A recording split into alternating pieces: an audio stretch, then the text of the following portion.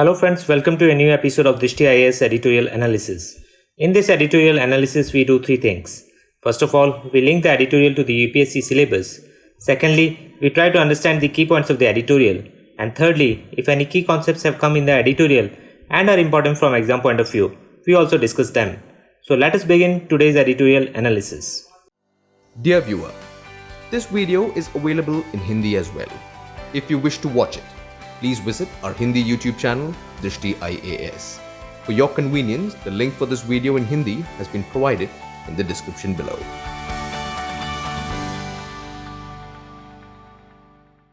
We have taken today's editorial from the Indian Express and it has come on 23rd of September.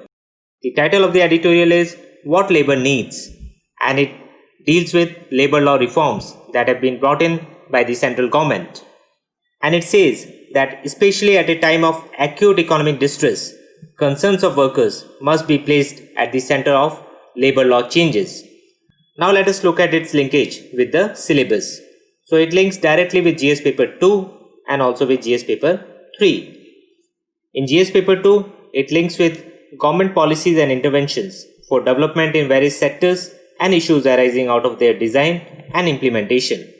While in GS paper 3, it links with Indian economy and issues relating to planning, mobilization of resources, growth, development and employment, and also with effects of liberalization on the economy, changes in industrial policy and their effects on industrial growth. So after establishing the linkage with the syllabus, now let us look at the key points of the editorial. So before moving on to the key points of the editorial, let us understand the issue in brief. So 3 bills have been passed by Lok Sabha dealing with labour law reforms. The first one is the Industrial Relations Code 2020 and it amalgamates 3 laws within it. The second one is the Code on Occupational Safety, Health and Working Conditions Code 2020 and this amalgamates 13 laws within it. The third one is Social Security Code 2020 and this amalgamates 9 laws within it. So the basic idea of the government is to bring down the number of laws which are applicable on the labour sector and to make it more streamlined. And these 3 bills are part of the 4 labour codes which have been envisaged incorporating 29 labour laws. So 29 labour laws have been brought together into 4 codes which deal with labour laws. And the 4th code, which was the Code on Wages, has already been enacted by the government. Now we should also know that there are 4 factors of production in the economy. The first one is land, the second one is labour, the third is capital and the fourth is enterprise or entrepreneurship. So labour is a very important factor of production and that is why labour laws are critical if India wants to achieve higher economic growth.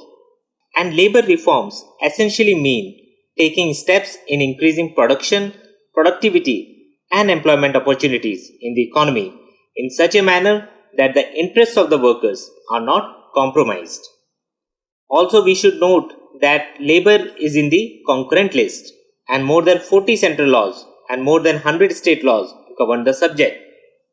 And that needs to be streamlined and the government is trying to do that by amalgamating 29 laws into 4 labour codes. Now, India's labour laws are archaic, that means they are old, they are contradictory and also badly administered. All of this leads to low productivity of the labour. Labour laws also remain extremely complicated and there is a need to bring reform by addressing some of the issues like long-term contracts and dispute resolution. The codification of labour laws will remove multiplicity of definitions and authorities, leading to ease of compliances without compromising the wage security and social security of the workers, which is very important. It will simplify the access to numerous provisions of the law by all the stakeholders, and it would also help in increasing the participation of women in the labour force and also address gender biases in wages, where women workers are paid less than their male counterparts. It would also lead to increased job creation by streamlining labour issues and making hiring easy for industries by developing adequate means to absorb excess labour in the economy. Though there are also some concerns with this codification of labor laws into these 4 codes. First of all, the definition of worker is not clear in the wage code bill. Also, the calculation of the level of minimum wage by an expert committee is at variance with the International Labour Organization parameters. Also, experts point out that a national minimum wage is a good idea, but its computation is a cause for concern because instead of a single national minimum wage, the bill proposes multiple minimum wage structures in different geographical zones. The Economic Survey of 2018-19 had also mentioned that a national mandatory minimum wage is a requirement. Finally, it should be noted that simplification of the numerous labor laws into 4 codes is a welcome move by the government.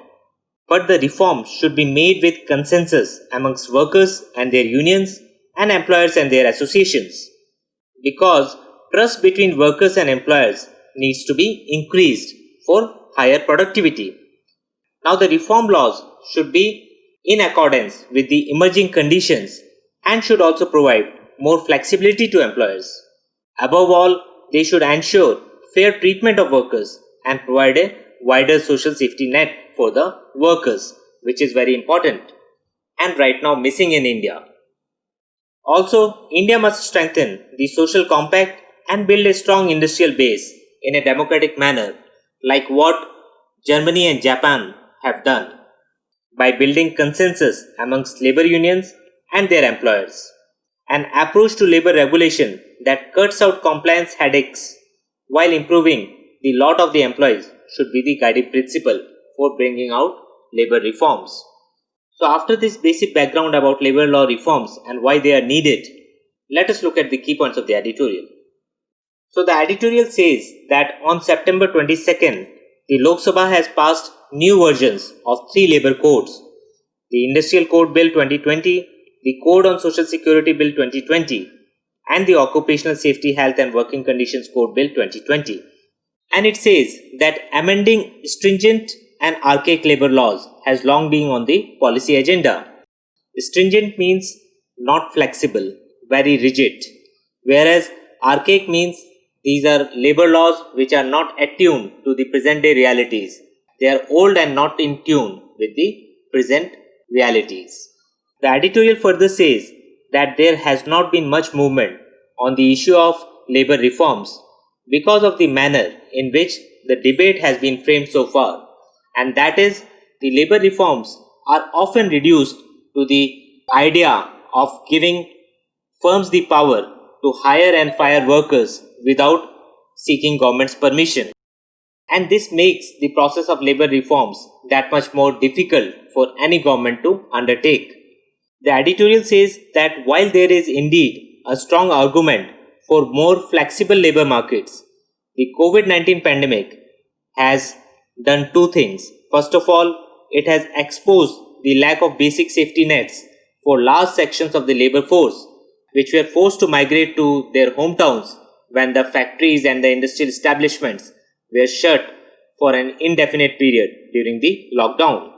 And also, it has created widespread distrust due to the unplanned and forced exit of the migrants from the cities who were working in these establishments.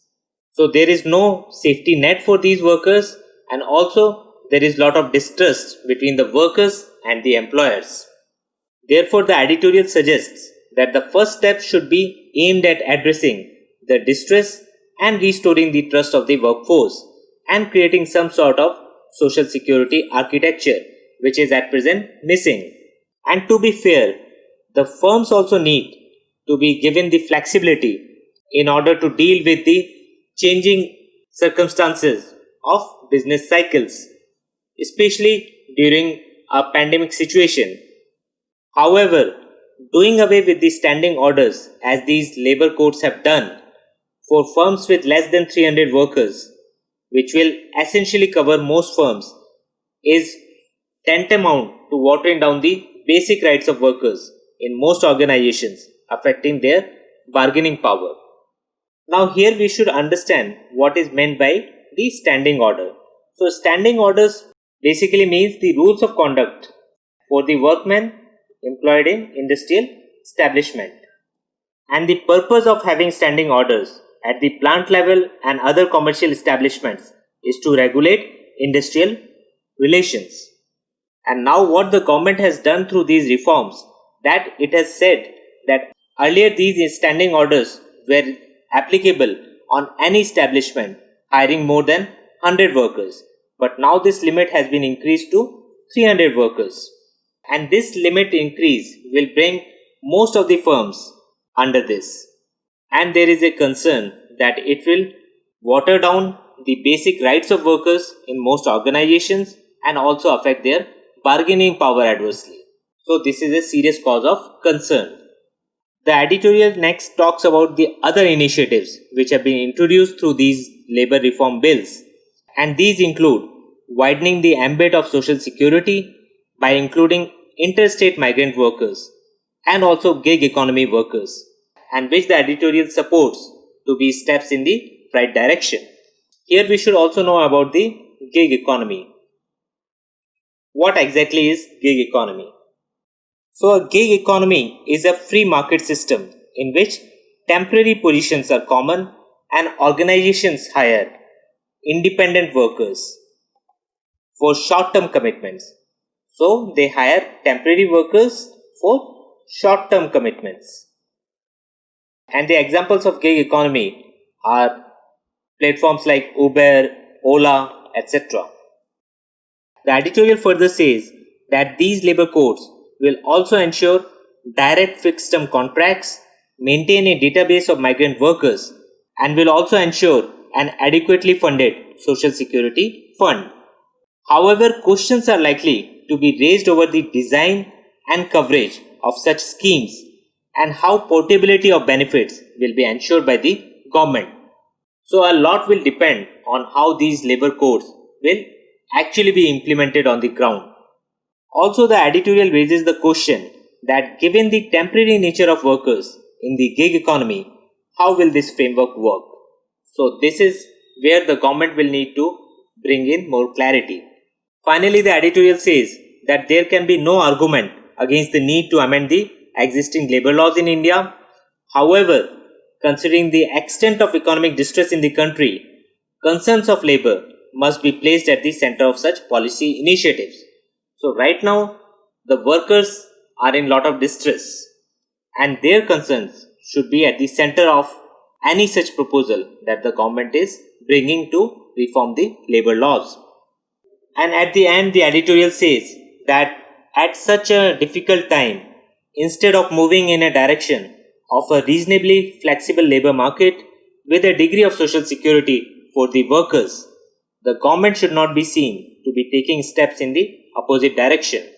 So the editorial suggests that the government should be looking at moving towards a reasonably flexible labor market which provides for adequate degree of social security for the workers and not otherwise. So this was all in the key points of the editorial. Now let us look at some key concepts. So in key concepts, let us look at the three bills that have been passed by the Lok Sabha. So the first one is the Industrial Relations Code Bill 2020.